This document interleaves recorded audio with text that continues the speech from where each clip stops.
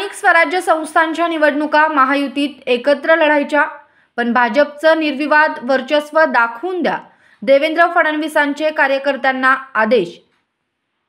राज्यात लवकरच स्थानिक स्वराज्य संस्थांच्या निवडणुका होतील। सुरुवातीला जिल्हा परिषदेची निवडणूक आणि त्यानंतर नगरपालिकेची निवडणूक होईल आणि कदाचित सर्वात अखेरीस महापालिकेची निवडणूक होईल। या निवडणुका आपण महायुतीमध्ये एकत्र लढणार आहोत। स्थानिक स्तरावर काही निर्णय घेण्याचे अधिकार आम्ही देऊ। जिथे अडचणी असतील तेथील लोकांनी आमच्याशी चर्चा करावी, पण शक्यतो निवडणुका महायुतीत करायच्या। जिथे महायुतीत निवडणूक होणार नाही तिकडे आपल्या मित्रपक्षावर कुठलीही टीका करायची नाही। आपण राज्यात सोबत काम करत आहोत, त्यामुळे आपल्या मित्रपक्षांवर टीका करायची नाही।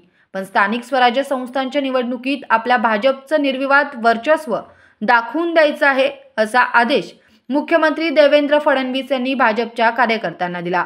ते सोमवारी वर्धा येथे आयोजित करण्यात आलेल्या भाजप कार्यकर्त्यांच्या महामंथन मेळाव्यात बोलत होते।